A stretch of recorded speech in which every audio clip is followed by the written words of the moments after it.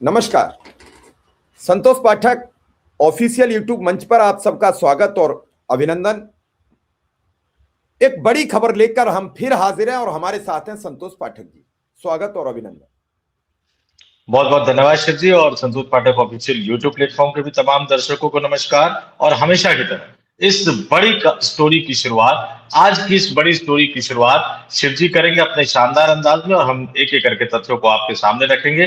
लेकिन इस स्टोरी की शुरुआत करने से पहले आपसे फिर वही अपील आग्रह कि भैया थोड़ा सा वीडियो बढ़ा दिया करो, 2-4 लोगों तक बढ़ा दिया करो, क्योंकि मालिक तो आप ही है। तो आप हमारे यूट्यूब प्लेटफॉर्म को सब्सक्राइब कीजिए, वीडियो पसंद आता है तो ही लाइक कीजिए, अगर पसंद ना आए तो मत लाइक कीजिए।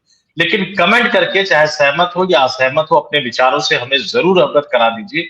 और बाकी थैंक्स का बटन है, ज्वाइन का बटन है, आप जिस तरीके से भी चाहे आप सीधे हमसे जुड़ सकते हैं, हम तक अपनी सहायता भी पहुंचा सकते हैं। तो एक्टिव होकर जुड़िए हमारे साथ, क्योंकि तभी हम खबरों के पीछे का सच आपके सामने और ज्यादा मेहनत से ला पाएंगे। लेकिन आप कम से कम हमारी मेहनत को रिकॉग्नाइज कीजिए। जी शिव जी। आज एक बिहार के मंत्री ने बयान देकर सनसनी पैदा तब कर दी जब प्रधानमंत्री विदेश में।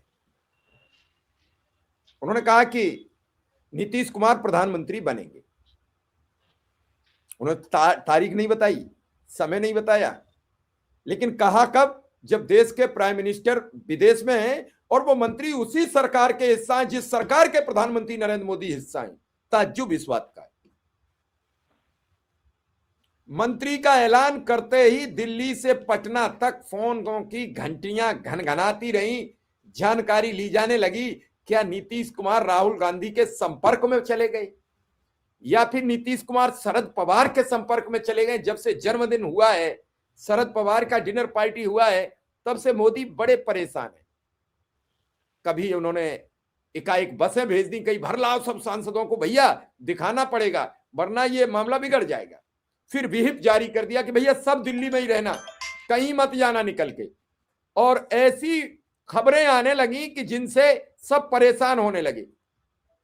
और इन खबरों का निराकरण कैसे होगा, कैसे इन खबरों पर बातचीत होगी, ये बड़ी बातें बनने लगी। अब आप सोचिए, विचार कीजिए, समझिए कि इस खबर को क्यों चलाया गया, क्यों बताया गया। और उसी दौरान एक और बड़ी खबर आई कि उत्तर प्रदेश की राजधानी लखनऊ में सुमैया राणा एक प्रार्थना पत्र लेकर पहुंच गई कि कल जो नीतीश जी का एक वीडियो वायरल हुआ एक डॉक्टर बेटी के हिजाब को लेकर, बोली भैया दर्ज कर लो ये एफआईआर। लखनऊ से मामला बना नहीं था कि तब तक एक बेंगलुरु में वकील साहब पहुंच गए, भैया दर्ज कर लो एफआईआर। यहां तो योगी सरकार के मंत्री संजय निषाद भी है उस एफआईआर में। अब देखना यह है कि एफआईआर या प्रधानमंत्री पद की शपथ। इसी सवाल के साथ संतोष जी के पास पहुंचेंगे, क्या मिलेगा, शपथ या जेल? देखिए, ये बड़ा दिलचस्प सा पहलू है। और इस सवाल का जवाब थोड़ा सा दर्शकों को मैं चाहूंगा कि बड़े धैर्य के साथ सुने, कि नीतीश कुमार ने पहली बार तो कोई इस तरह की हरकत की नहीं है। इस तरह की हरकत वो कई बार मंच पर कर चुके हैं। तो उनके खिलाफ इस तरह की आपराधिक शिकायत दर्ज करवाने से की कोशिश करने से ज्यादा बड़ी खबर यह है कि खबर मीडिया में आई कैसे। इसको जानना और समझना बहुत जरूरी है। एफआईआर करने के लिए आवेदन दिया गया, वो आवेदन मीडिया में खबरें, इससे पहले हरकतें हुई तो उसमें आवेदन दिया गया था या नहीं दिया गया था, और उसमें आवेदन दिया गया था तो क्या उसकी खबरें आई थी। और इनकी टाइमिंग देखिए, एक तरफ जहां प्रधानमंत्री नरेंद्र मोदी विदेश में है, प्रधानमंत्री के अगले 48 घंटों में विदाई की बातें कही जा रही है, उनका इस्तीफा देने की बातें कही जा रही है, एक फाइल का जिक्र हो रहा है, कई तरह के आरोप लग रहे हैं। अमित शाह की सक्रियता भी एक बड़ी वजह मानी जा रही है कि अब शायद मोदी साहब को रिटायर हो जाना चाहिए, क्योंकि अब तो उन्होंने पैमाना तय कर दिया है कि मैं राष्ट्रीय अध्यक्ष 45 का, तो प्रधानमंत्री 75-76 का कैसे होगा।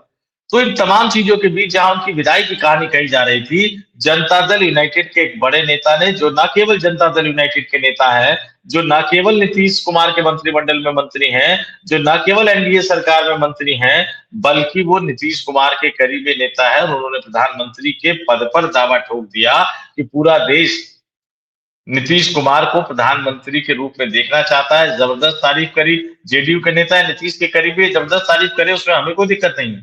लेकिन जब वो ये कहते हैं कि पूरा देश उन्हें प्रधानमंत्री के तौर पर देखना चाहता है, तो मतलब क्या पूरा देश अब नरेंद्र मोदी को प्रधानमंत्री के तौर पर नहीं देखना चाहता है क्या? और अगर नरेंद्र मोदी, मान लीजिए किसी भी सूरत पे नरेंद्र मोदी खुद से हट जाते हैं, तो फिर वो भारतीय जनता पार्टी की दावेदारी होगी।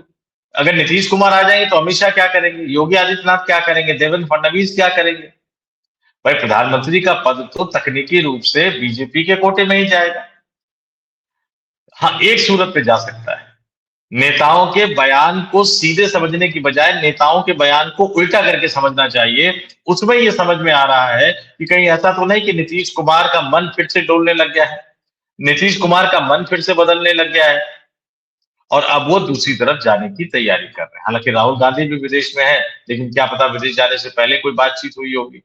लेकिन जैसे ही प्रधानमंत्री के पद पर दावेदारी जताने की खबर आई जनता दल यूनाइटेड की तरफ से, नीतीश कुमार के करीबी नेता की तरफ से, तुरंत ही खबर आ गई कि भाई नीतीश कुमार के खिलाफ एफआईआर दर्ज करवाने की तैयारी की जा रही है। दोनों तथ्य मैं बताऊंगा, दर्शकों से कहूंगा कमेंट करके बताएं, क्योंकि उत्तर प्रदेश में जो है लखनऊ के कैसरबाग पुलिस थाने में जो किया बिहार के मुख्यमंत्री नीतीश कुमार ने, उस पर जो प्रतिक्रिया दी संजय निषाद ने, उसका आरोप लगाते हुए, उसके खिलाफ शिकायत करते हुए ये कहा गया कि महिला की गरिमा को ठेस पहुंचाया गया और नीतीश कुमार के खिलाफ धारा 354 के अंतर्गत कार्रवाई की जाए, उनके खिलाफ एफआईआर दर्ज की जाए।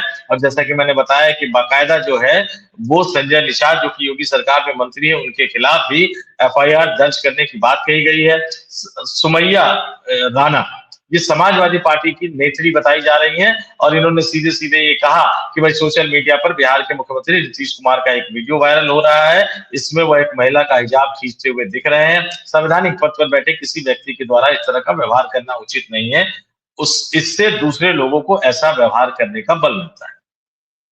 हालांकि मैं सिर्फ एक लाइन जोड़ना चाहूंगा, नीतीश कुमार के स्वास्थ्य पर नीतीश कुमार की ये हरकतें भर्त्सना योग्य हैं, लेकिन नीतीश कुमार के स्वास्थ्य पर, नीतीश कुमार की हरकतों पर सवाल उठाने वाले लोगों से कहूंगा कि सिर्फ एक ही आंख खुली ना रखे, दूसरी भी खोल ले, क्योंकि हम सवाल दोनों से पूछते हैं। तो जब आप नीतीश पे सवाल उठाओगे तो कम से कम ये भी तो पूछ लो कि भैया संजय निषाद योगी सरकार के मंत्रिमंडल में अभी तक मंत्री क्यों बने,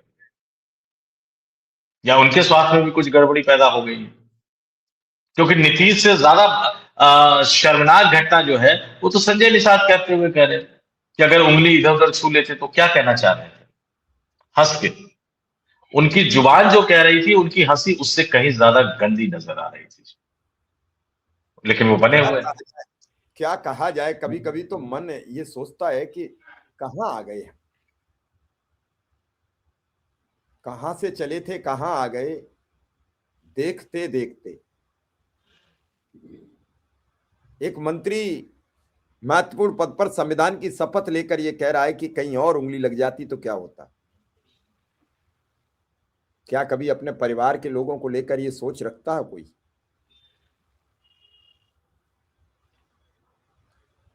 क्या किसी हिंदू बेटी के साथ किसी या किसी और बेटी के साथ कोई और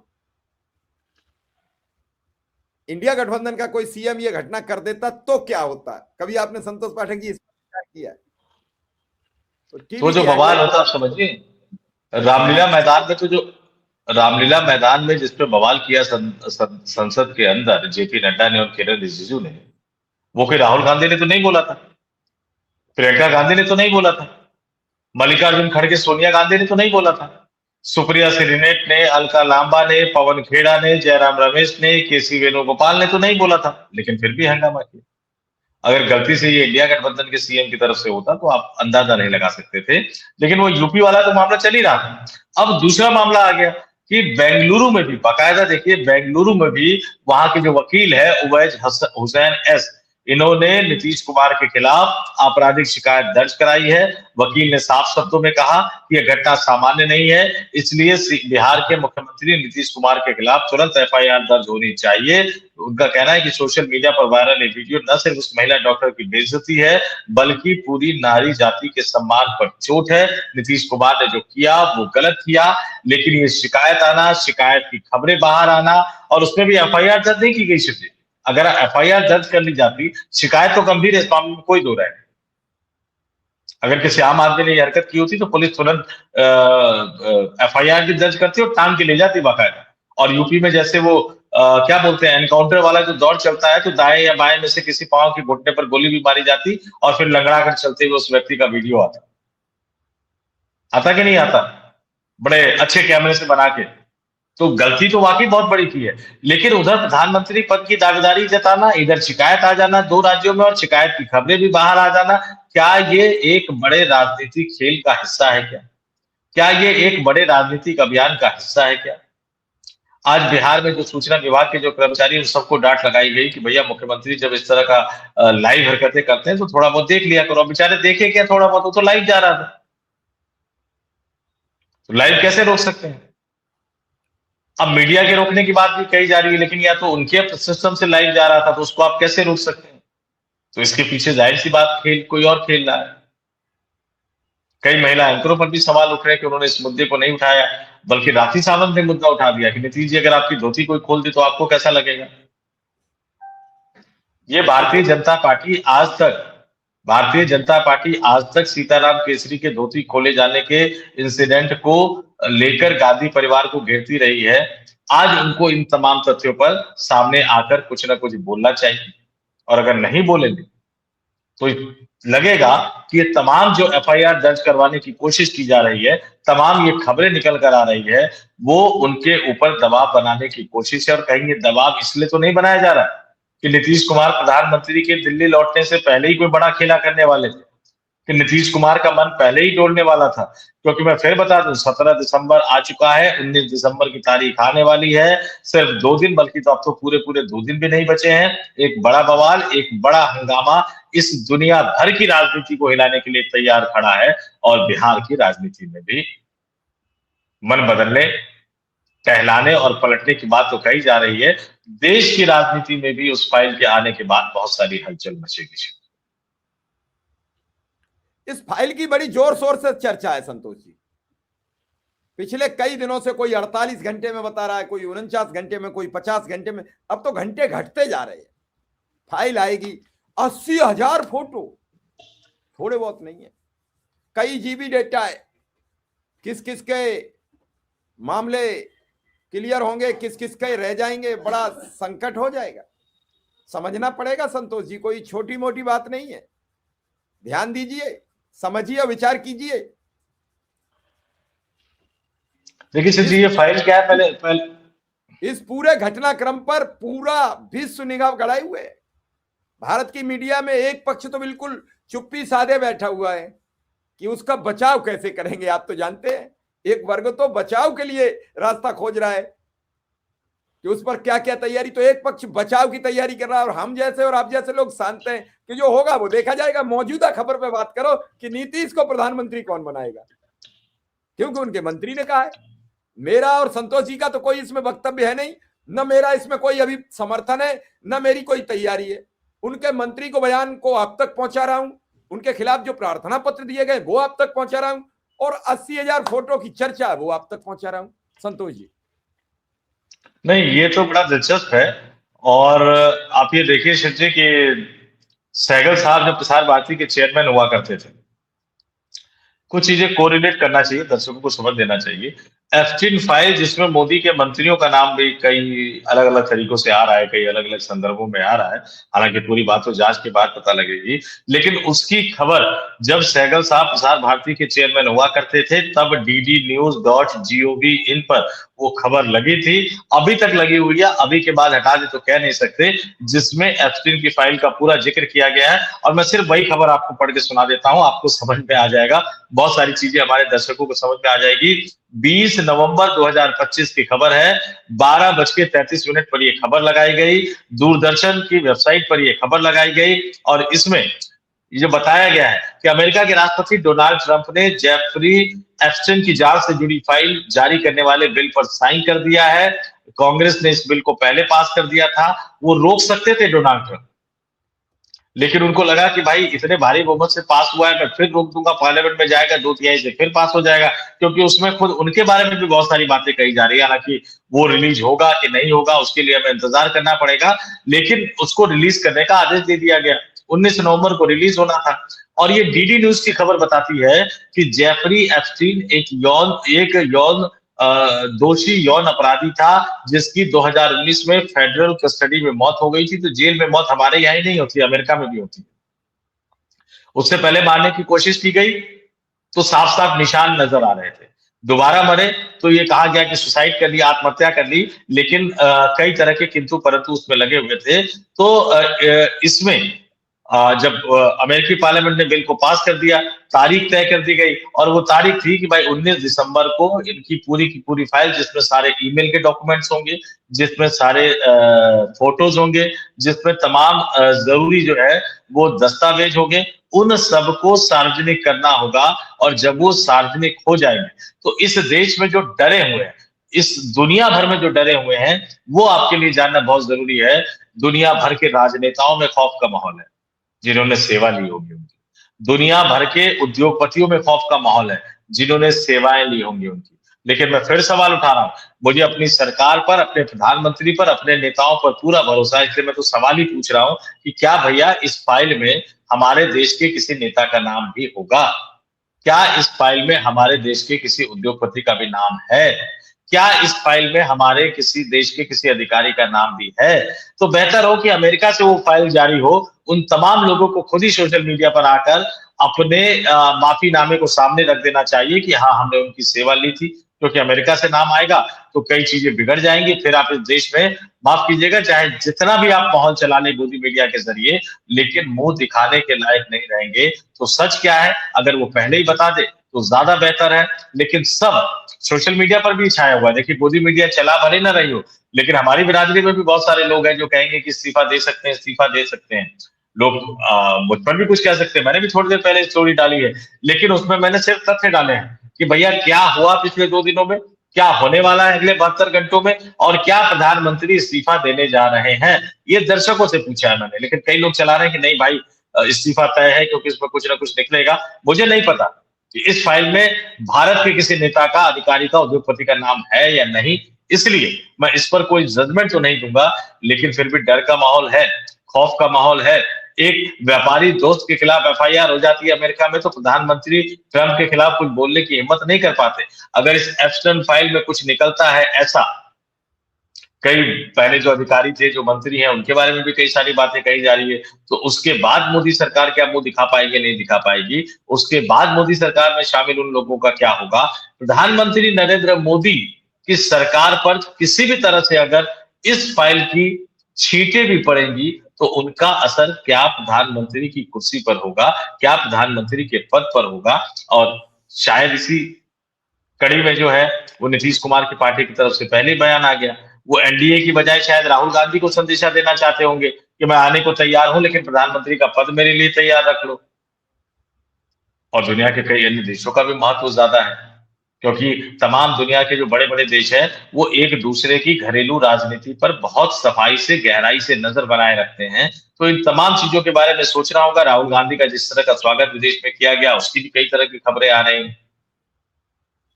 लेकिन क्या एक बड़े डील की तैयारी कर ली गई है? क्या एक बड़े समझौते की तैयारी कर ली गई है? 1999 में सुब्रमण्यम स्वामी ने जो टी पार्टी दी थी, जिसमें सोनिया गांधी और जयललिता की मुलाकात हुई थी, जिसके बाद जयललिता ने सरकार से समर्थन वापस ले लिया था, अटल बिहारी वाजपेयी को लोकसभा में जाना पड़ा था, विश्वास मत में एक वोट से उनकी सरकार हार गई थी, तो उन्हें विदा हो जाना पड़ा था। बाद में लोकसभा चुनाव करवाए गए, उसमें फिर से वो जीत कर आए। तो क्या इस बार शरद पवार ने जो अपने जन्मदिन पर, शरद पवार के जन्मदिन पर जो उनकी बेटी सुप्रिया सुले ने जो पार्टी दी थी, क्या उस पार्टी में जो मुलाकात हुई थी राहुल गांधी और गौतम अडानी साहब की, उसका इम्पैक्ट आने वाले दिनों में नजर आएगा? इन तमाम सवालों के जवाब के लिए, एप्स्टीन फाइल के लिए तो 48 घंटे से भी कम का वक्त है इंतजार करने के लिए, लेकिन बाकी सवालों के जवाब के लिए थोड़ा बहुत इंतजार करना पड़ेगा कि फाइल आने के बाद फाइल में होता क्या है और उसके बाद क्या कुछ निकलकर सामने आता है। और फिर इंतजार हमें यह भी करना पड़ेगा कि नितिन नवीन जब सफाई का अभियान शुरू करते हैं तो कर्मचारियों से शुरू करते हैं कि नेताओं से शुरू करते हैं, और किस उम्र को एक पैमाना बनाते हुए वो नजर आते हैं, इसके लिए इंतजार करना पड़ेगा हमें जनवरी तक से। चलो, अब जनवरी में दिन कितने हैं? दिसंबर गया, जनवरी आई। ठंडे ही ठंड, आधा महीना बीत गया, 3 दिन, अभी 2 दिन पता नहीं लगेंगे क्योंकि वो फाइल के इंतजार में, फिर प्रधानमंत्री लौट के आएंगे, क्या निर्णय लेंगे उसके इंतजार में, तब तक बीत जाएगा दिसंबर, फिर 25 तारीख आ जाएगी, बड़ा दिन आ जाएगा, फिर छुट्टी हो जाएंगी इंटरनेशनल।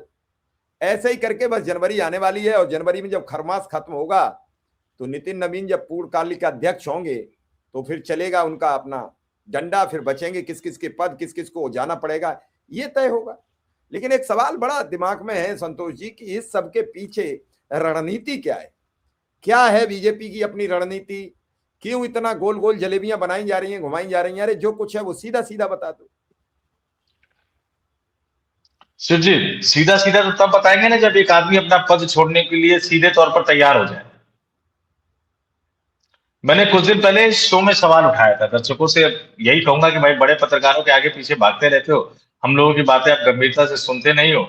मैंने कुछ दिन पहले ये सवाल उठाया था शिव जी कि क्या नरेंद्र मोदी अटल बिहारी वाजपेयी के रास्ते पर जाना चाहते हैं या नानाजी देशमुख के रास्ते पर जाना चाहते हैं, कि जब सक्रिय राजनीति में पीक पर हो तब आप राजनीति से संन्यास ले लो। और आज वो खबर आ गई, मैं दर्शकों को जरा बता देता हूं कि आज वो खबर उठकर आ गई, और मैंने अपने उस स्टोरी में उस दिन ये दावा भी किया था कि अटल बिहारी वाजपेयी के कार्यकाल में 2 ऐसे मौके आए थे जब उन्हें ये कहा गया था कि आप प्रधानमंत्री का पद छोड़कर राष्ट्रपति भवन चले जाइए, लेकिन उन्होंने मना कर दिया। और आज तक ये सवाल है कि अगर 2004 के लोकसभा चुनाव से पहले लाल कृष्ण आडवाणी प्रधानमंत्री बन गए होते तो क्या 2004 में कांग्रेस पार्टी चुनाव जीत पाती? क्योंकि कांग्रेस पार्टी और बीजेपी के बीच में सिर्फ 7 सीटों का अंतर था।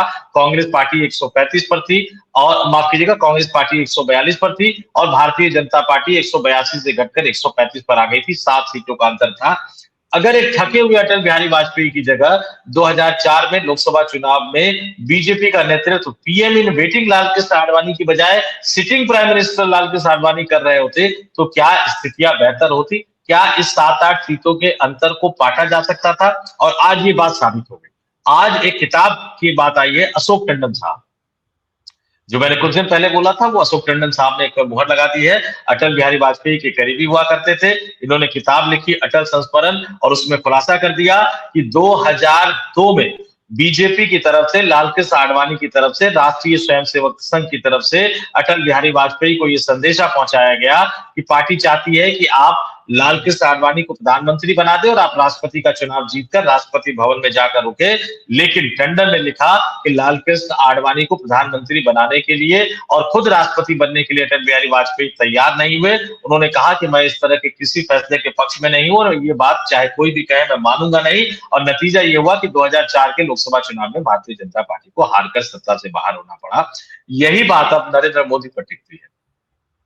यही बात अब नरेंद्र मोदी पर आती है कि क्या वो 2027 में राष्ट्रपति बनकर रिटायर हो जाएंगे ताकि 29 का चुनाव चाहे वो अमित शाह के नेतृत्व में लड़ा जाए, यानी पीएम अमित शाह के नेतृत्व में, या पीएम योगी आदित्यनाथ के नेतृत्व में, या पीएम देवेंद्र फडणवीस के नेतृत्व में, या नितिन नवीन जैसा कोई नया चेहरा निकाल के लिया है जिसके प्रधानमंत्री के नेतृत्व में लड़ा जाए, या नरेंद्र मोदी साहब जो है वो उसी तरह से कुर्सी से चिपके रहना चाहते हैं। माफ कीजिएगा, मैं दिल से अटल बिहारी वाजपेयी जी की बहुत इज्जत करता हूं और कई वजहों से इज्जत करता हूं, घर घर गैस पहुंचाने के मामले में और घर घर टेलीफोन पहुंचाने के मामले में।